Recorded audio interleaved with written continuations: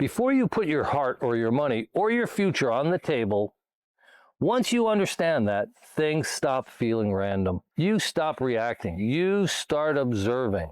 You stop mistaking attention for investment.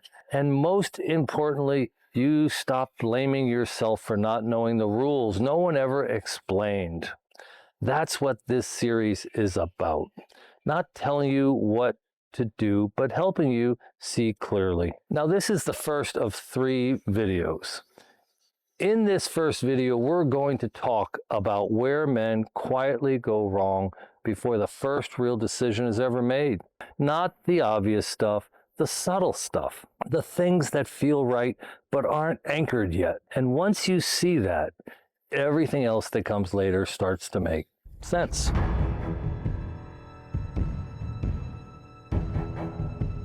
All right, let's talk about the silent mistake, the one almost nobody recognizes while it's happening. Because when men get hurt later, emotionally or financially, they usually point to a moment, a request, a conflict, a crisis. But that's not where it started. It started earlier, much earlier, when everything still felt smooth. Here's the pattern I've seen over and over and over again. A man joins a dating app or a site or a platform. He puts together a decent profile, nothing flashy, just honest. And within days, sometimes hours, he's getting attention. Messages come in, questions get asked, conversations flow, and it feels refreshing.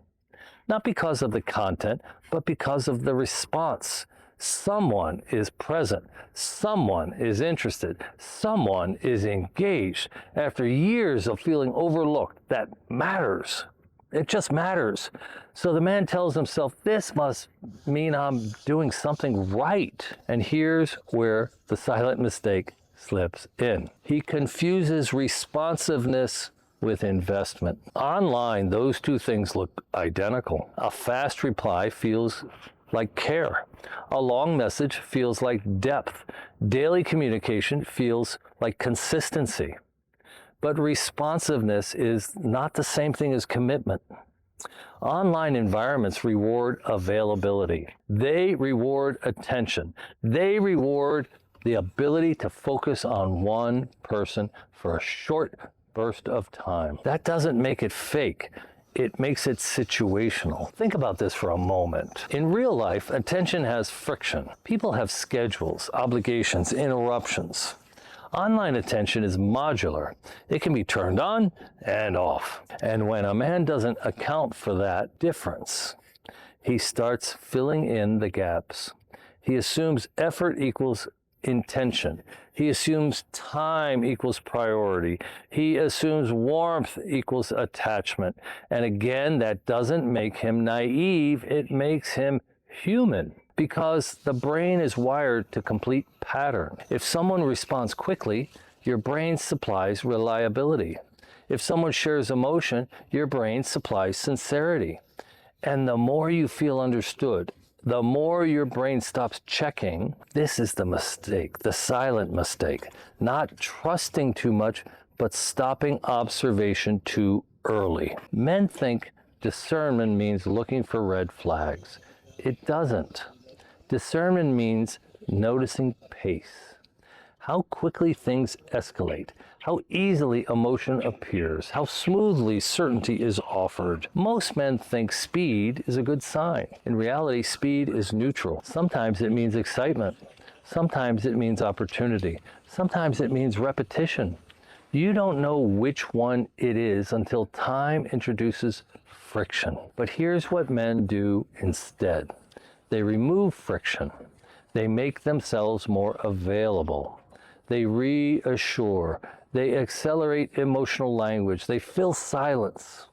All with good intentions. They think, if I am steady and consistent, she'll feel secure. But what actually happens is the opposite. They collapse the timeline. They eliminate the very space where truth would have revealed itself. And because nothing has gone wrong yet, because there's no crisis, they don't realize they've already passed their first decision point. The first decision point, it's not money, it's pace.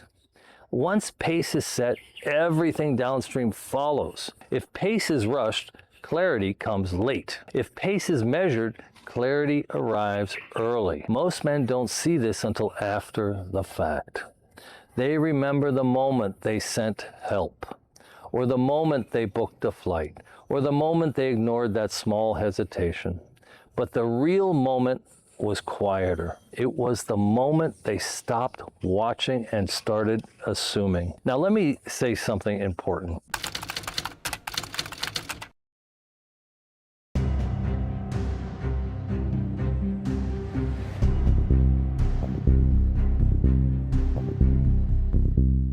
Slowing down does not kill attraction. Uncertainty kills attraction. And uncertainty is not the same as patience. Patience creates structure. Structure makes people reveal themselves. When a man slows the pace without withdrawing warmth, something interesting happens. The dynamic stabilizes.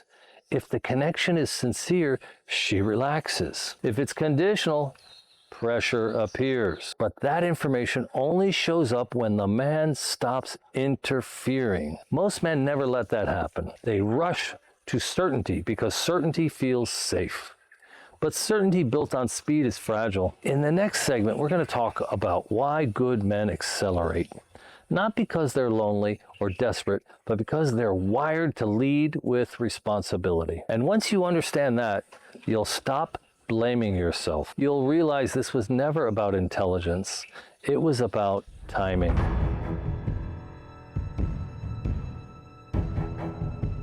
Now let's talk about why this happens.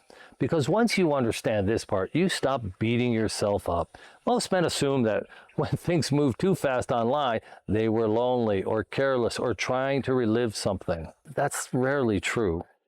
The men who get hurt, the worst here, are usually the best men. They're men who've carried responsibility, men who showed up even when they were tired, men who learned early in life that problems don't fix themselves. You didn't get where you are by waiting. You learned that if something mattered, you stepped forward. You handled the bill. You handled the repair. You handled the stress. That instinct didn't come from dating. It came from life. So when you enter online dating, especially with a younger woman, that same instinct quietly activates. You see uncertainty and you stabilize it. You see vulnerability and you support it. You sense hesitation and you remove it. And you don't even realize you're doing it, because for most of your life, that instinct was rewarded. It made you dependable. It made you respected. It made you the man people leaned on. So of course you bring it with you. The problem isn't that instinct. The problem is where it's being applied. Online dating, especially across cultures, is not a leadership vacuum. It's an environment with its own incentives.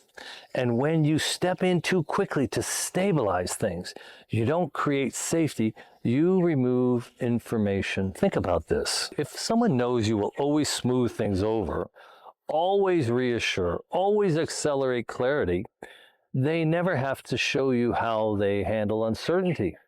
They never have to sit with discomfort. And discomfort is where character shows up. This is why good men accidentally disqualify themselves. Not because they're weak, but because they're efficient. Efficiency is a strength in business.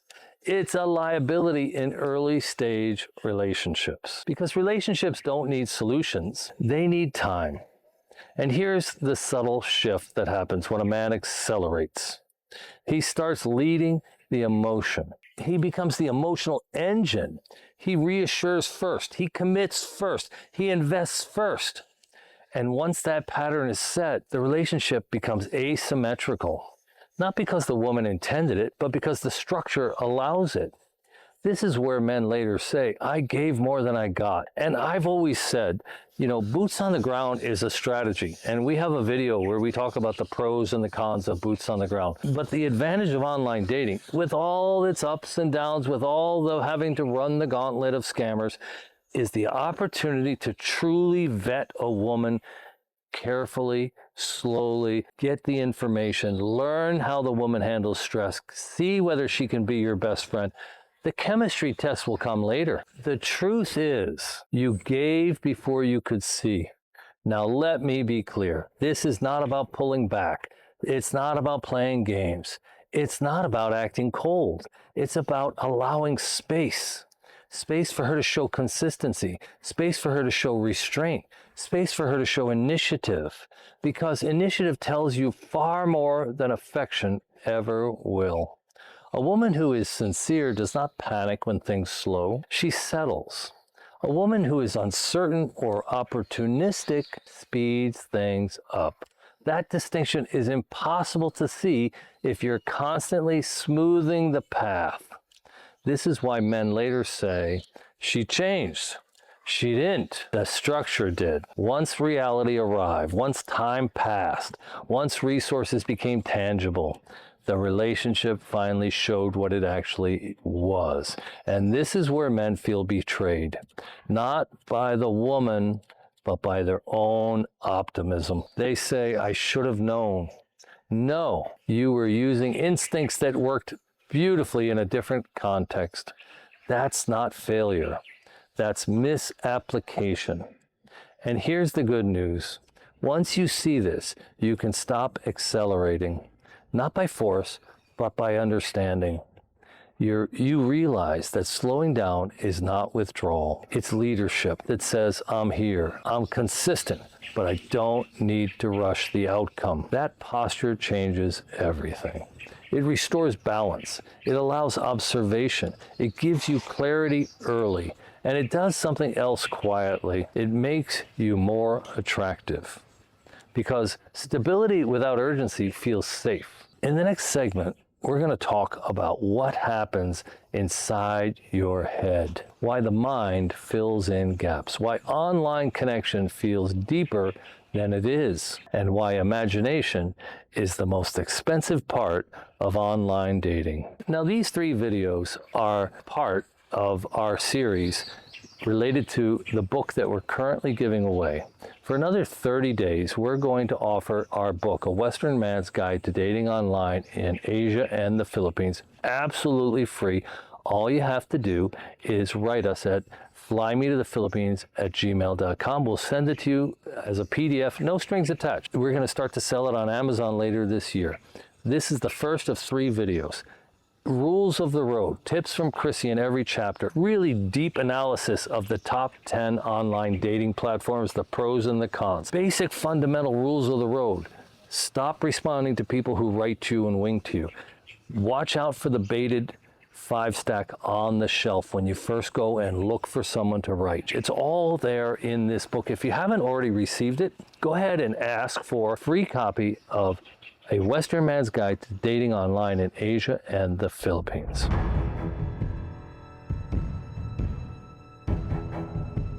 Now, we need to talk about the part most men don't want to hear. Your brain is not neutral online. It's not logical, and it's not objective. In fact, the smarter and more imaginative a man you are, the more dangerous online dating becomes. And trust me, Chrissy and I have spoken to over 650 men in the last year and a half. And we've learned, because the human brain hates missing information, when details are missing, it doesn't wait. It fills them in. Tone, intent, motivation, character. Your mind completes the picture, and it does it fast. You know, a really well-known psychologist, Orion Taraban, says on a first date, the people aren't there to date you, they're there to date a fantasy. And one of the worst things you can do if you want to get lucky is to answer a lot of questions on that first date. At the end of the first hour, either she'll have told you she's not the fantasy you thought she was, or you'll have told her you're not the fantasy she thinks you were. Check, please, date over. If you keep it slow and you pace it slow, your chances are way better that the relationship will evolve in the right direction. This is why online connection often feels deeper than it actually is. You're not bonding with a person. You're bonding with a construction. You're constructing a fantasy and filling in the gaps, a version of her assembled by your own experiences. Her smile reminds you of someone. Her voice triggers memory. Her affection touches a place that hasn't been touched in a long time. And suddenly, your nervous system is involved. This is where older men are most vulnerable, not because they're desperate, but because they have history, divorce, loss, years of responsibility, years of being needed but not desired. So when warmth shows up, real warmth, your brain doesn't treat it as neutral, it treats it as meaningful. Now add the online environment. No traffic, no delays, no bad days, no awkward silences. Everything arrives clean. Messages are thoughtful. Responses are timely. Affection is uninterrupted. That's not life. That's curation. And the problem isn't that she's lying. The problem is that the medium removes friction. Now, let me say here, we've done surveys and 60% of men who've met a Filipina or met a woman in Asia did it online. Yeah, sometimes it didn't work out and they met somebody boots on the ground, and there is 1 out of 5 men who came to Asia and met a woman without going online. But the vast majority of men do it online. Friction is how we learn about people. Online dating allows a very deep degree of vetting if you can slow down. Who they are when plans change, who they are under pressure, who they are when something is inconvenient. Online dating removes almost all of that. So your brain fills in the rest. It assumes consistency equals sincerity. If you don't slow down, you'll speed through all the vetting. Online, it assumes affection equals attachment. It assumes attention equals intention. None of those assumptions are safe, especially across age gaps, because youth brings energy. Energy feels like certainty, but energy is not commitment. Now here's the part men miss. Your imagination doesn't fill the gaps. It invests in the gaps. Once you start imagining a future, your brain wants it to be true. So it filters information. You minimize red flags. You rationalize inconsistencies. You explain away discomfort, not because you're foolish, but because your brain prefers coherence.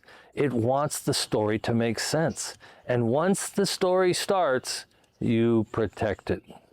That's why men later say, I ignored things I wouldn't ignore today. That's not hindsight or arrogance. That's a neurological reality. The solution is not cynicism. It's grounding. You don't fight imagination. You slow it. You anchor it to behavior, not words, behavior under time, behavior without reward, behavior when nothing is being offered.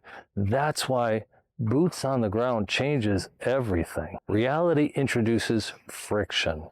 Plans fall apart. Family interrupts. Money becomes real.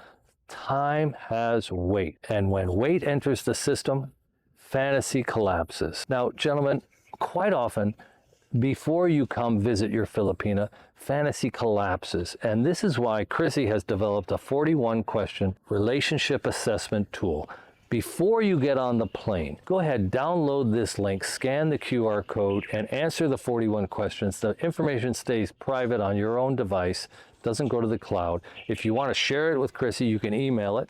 But you should do a relationship assessment and see whether you've slowed down, whether you really vetted this woman, whether you've spotted the red flags, or you've just blown right past them in defense attorney mode. Eventually, you're going to come and you're going to have these boots on the ground moments. And you really don't want to get on the airplane without having completely investigated her social media before you come meet her. So the step one is do this relationship assessment test. You've been talking 5, 10, 15 days, 3 months. You've even met her once or twice in person. You're in an LDR.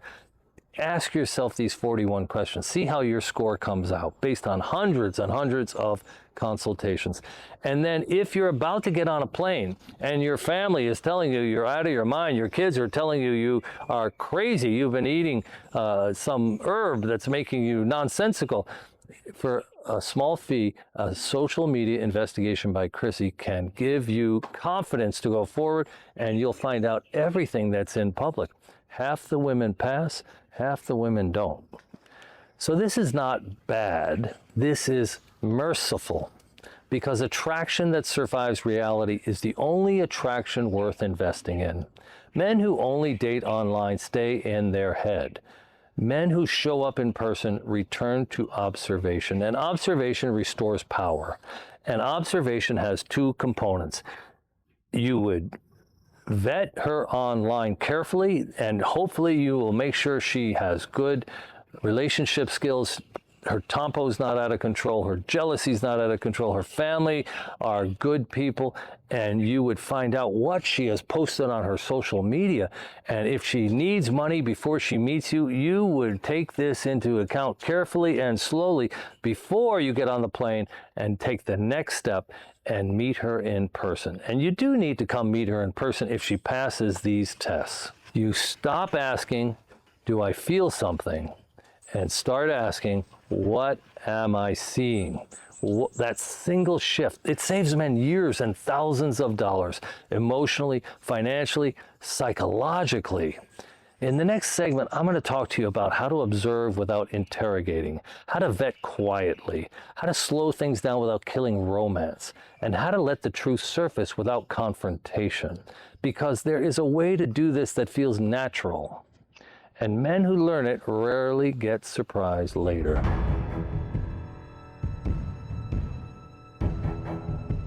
Now we get to the part most men struggle with, not because it's complicated, but because it feels risky, slowing things down. Men worry, if I don't move forward, I'll lose her. That fear is what creates most bad outcomes, because the right woman doesn't disappear when things calm down. Only the wrong one does. Let me say that again. Calm does not repel sincerity. It repels opportunism. Most men think vetting means interrogation. It doesn't. Vetting is not something you do to somebody. It's something you allow time to do for you. Think of it this way. You're not testing her. You're removing pressure. Pressure is what allows people to perform. When you stop accelerating, when you stop rescuing, when you stop filling in the silence, space appears. And the space reveals truth. Here's the mistake good men make. They announce seriousness too early. I'm looking for marriage. I don't want games. I want something real, all honorable, all sincere, and all dangerous when said too soon. Why? Because those statements become a script. Someone else can play them. You don't need to declare seriousness. You don't need to demonstrate it. With pacing, with consistency, with boundaries, that's seriousness. Here's what quiet vetting actually looks like. You don't rush exclusivity. You let it emerge. You don't offer help immediately. You observe how often help is needed. You don't overpraise beauty. You acknowledge character. You don't argue with red flags. You note them. This is where men sabotage themselves. They explain away discomfort. They become F. Lee Bailey, the defense attorney. She didn't mean it that way. It's cultural. She's just stressed. Maybe. But explanations do not erase patterns. A sincere woman feels safer when you slow things down. She relaxes because she's not trying to secure you. An opportunistic woman feels anxious. She increases pressure, escalates emotion, creates urgency. Urgency is almost always artificial. Real connection does not rush. Now let's talk about boundaries. Boundaries are not walls. They're filters. They don't push people away. They sort people. When you calmly say, I'm not comfortable sending money, no apology, no anger, just clarity, you learn more in that moment than in weeks of conversation. Does she respect it? Does she pivot? Does she guilt you? That response is data. And here's the part men miss. You don't need confrontation. You don't need accusation. You don't need dramatic conversations. People reveal themselves when they think you're stable and when they think you're not going anywhere. Stability is attractive to a sincere woman. Instability attracts chaos.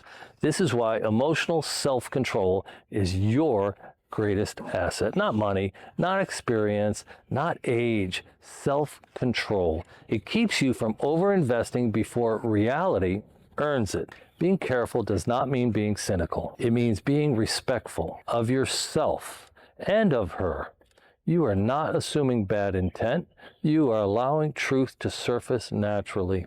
And when you do this, something powerful happens. You stop trying to secure her and you start observing. You stop chasing certainty and clarity arrives. In the next segment, we're going to talk about the final internal shift, the identity change that separates men who repeat mistakes from men who build lasting relationships. It's not about tactics, it's about who you become. And once that clicks, everything gets easier.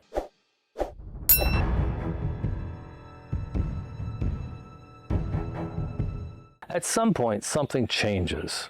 Not outside of you, inside. You stop asking, is this going to work?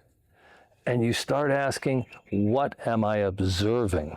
This is the moment everything slows down.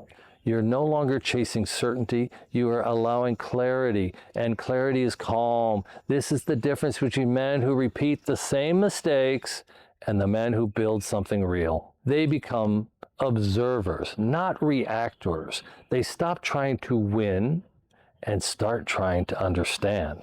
This doesn't make you cold, it makes you grounded. You still feel attraction, you still feel desire, you still feel hope, but those feelings no longer run the show. You do. Here's the paradox most men don't expect. When you stop trying to secure her, you become more attractive. Because calm signals strength. Emotional discipline signals experience. Boundaries signal self-respect. The right woman feels safer with that. Not threatened. She doesn't feel rushed or tested or judged.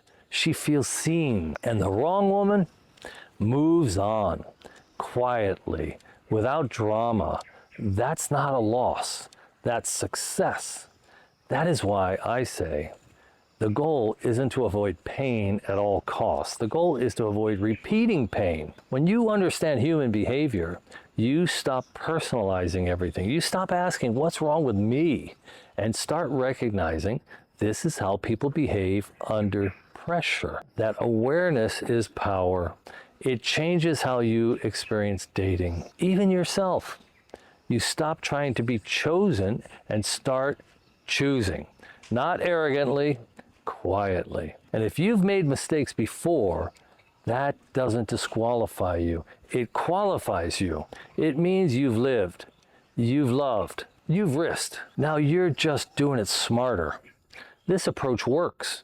I've watched it work again and again. We've had hundreds of clients, men your age, succeed, but being patient, finding peace, finding companionship, finding loyalty, not by rushing, but by being patient, not by rescuing, but by being patient, not by believing too fast, but by being selective, slowing down enough to see clearly.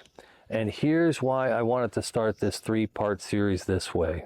Because if you don't get this foundation, nothing else really matters. That's why the next 2 videos exist.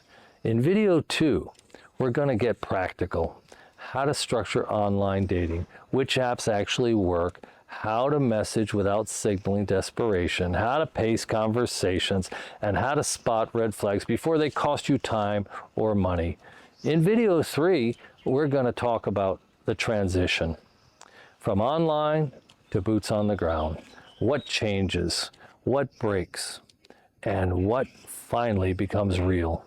That's where most men either succeed or blow everything up. Now let me say this without selling you anything. I wrote a book called A Western Man's Guide to Dating Online in Asia and the Philippines. It's not theory.